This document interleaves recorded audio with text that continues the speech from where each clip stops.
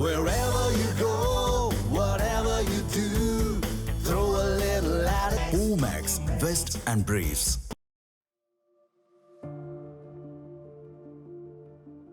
மத்திய கிழக்கு நாடான ஈரான் அணு ஆயுத திட்டங்களை முன்னெடுத்ததால் அதற்கு எதிர்ப்பு தெரிவித்த அமெரிக்கா சற்றும் எதிர்பாராத விதமாக கடந்த பிப்ரவரி மாத இறுதியில் தனது நட்பு நாடான இஸ்ரேலுடன் இணைந்து ஈரானை கடுமையாக தாக்கியது.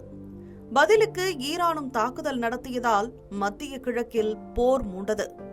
இதில் ஈரானின் அரசியல் அதிகாரத்தை தீர்மானிக்கக்கூடிய உச்ச தலைவராக வலம் வந்த அயதுல்லா அலி கமேனி கொல்லப்பட்டார்.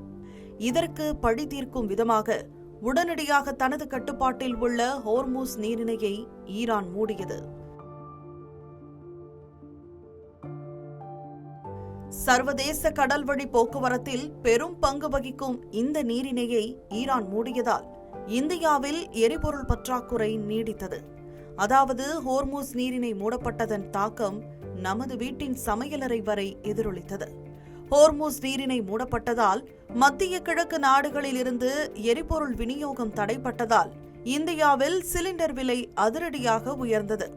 இதனால் ஹோட்டல்களிலும் விலைவாசி கிடுகிடுவென அதிகரித்தது.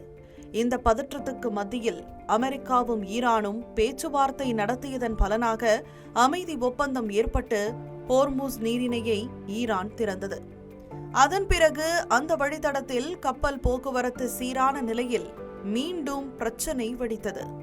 அமெரிக்காவின் தாக்குதலில் கொல்லப்பட்ட ஈரானின் உச்ச தலைவர் அயதுல்லா அலி கமேனி உடலை அடக்கம் செய்வதற்காக 6 நாட்கள் நடைபெற்ற இறுதி ஊர்வல நிகழ்வில்தான் மீண்டும் பிரச்சனை உருவானது. அங்கு ஈரான் தலைவர்கள் அனைவரும் கூடியிருந்ததால் அவர்களை ஒரே ஷாட்டில், அதாவது ஒரே துப்பாக்கி தோட்டாவால் தன்னால் கொல்ல முடியும் என ட்ரம்ப் கூறியது ஈரானுக்கு கடுமையான எரிச்சலை ஏற்படுத்தியது. இதற்கு ஈரான் பதிலடி கொடுத்த நிலையில் அமெரிக்கா மீண்டும் அந்நாட்டின் மீது தாக்குதல் நடத்தியதால் ஹோர்முஸ் நீரிணையை மூடும் நிலைக்கு ஈரான் தள்ளப்பட்டது. ஹோர்முஸ் நீரிணை மூடப்பட்டாலும் இடைப்பட்ட இந்த 4 மாத காலத்தில் மத்திய அரசு மேற்கொண்ட சாமர்த்தியமான நடவடிக்கைகளால் கடந்த முறை ஏற்பட்டதைப் போல இந்த தடவை நமக்கு பெரிய அளவில் பாதிப்பு ஏற்பட வாய்ப்பில்லை என நிபுணர்கள் கூறுகின்றனர். கச்சா எண்ணெய் வர்த்தகத்தில் பெரும்பாலும் சவுதி அரேபியா, ஈரான் என மத்திய கிழக்கு நாடுகளை சார்ந்திருந்த இந்தியா இனியும் அவர்களை நம்பினால் பலனில்லை என்ற எண்ணத்தில் ரஷ்யா, அமெரிக்கா, மேற்கு ஆப்பிரிக்கா பக்கம் கவனத்தை திருப்பியது. உலகளவில் அதிக அளவில் கச்சா எண்ணெய் கொள்முதல் செய்யும் நாடுகளின் பட்டியலில் இந்தியா முதலிடத்தில் இருக்கிறது. நமது கச்சா எண்ணெய் தேவையில் 90% வெளிநாடுகளிலிருந்துதான் இறக்குமதி செய்கிறோம். இன்னும் சொல்லப்போனால் தினம்தோறும் 5 மில்லியன் பேரல் கச்சா எண்ணெயை நாம் வெளிநாடுகளில் கொள்முதல் செய்வதால் நமக்கு கச்சா எண்ணெய் விநியோகிக்கும் நாடுகள் நம்மை சிவப்பு கம்பளம் விரித்து வரவேற்கின்றன. தற்போது மத்திய கிழக்கு நாடுகளுக்கு பதிலாக ரஷ்யா, அமெரிக்கா, மேற்கு ஆப்பிரிக்கா என வெவ்வேறு நாடுகளில் நாம் கச்சா எண்ணெய் கொள்முதல் செய்வதால் ஹோர்முஸ் நீரிணை மூடப்பட்டாலும் அதனால் நமக்கு உடனடி பாதிப்பு ஏதும் ஏற்பட போவதில்லை. ஏற்கனவே சிறப்பான வெளியுறவு கொள்கையை கடைபிடித்து வரும் இந்தியா இந்த விஷயத்தில் கவனம் செலுத்தாமல் போய்விடுமா என்ன? எதிர்காலத்தில் மத்திய கிழக்கில் மீண்டும் மோதல் வெடித்து ஹோர்முஸ் நீரிணை மூடப்படலாம் என்பதை முன்கூட்டியே கணித்ததால்தான் மத்திய வெளியுறவு அமைச்சர் ஜெய்சங்கர் கடந்த ஏப்ரலில் அமெரிக்காவில் முகாமிட்டு கச்சா எண்ணெய் தங்கு தடையின்றி பெறுவதற்கான ஏற்பாடுகளை முன்னெடுத்தார். அவரைத் தொடர்ந்து பிரதமர் மோடியும் அங்கு சென்று இதற்கான ஏற்பாடுகளை மேற்கொண்டார்.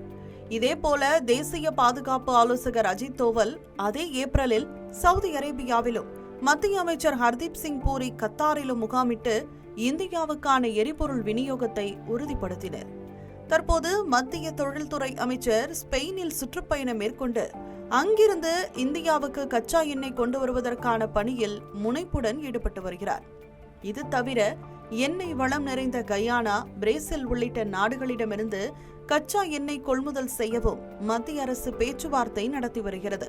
ஹோர்முஸ் நீரிணை மூடப்பட்டாலும் அதனால் இந்தியாவில் எந்த ஒரு பாதிப்பும் ஏற்பட போவதில்லை.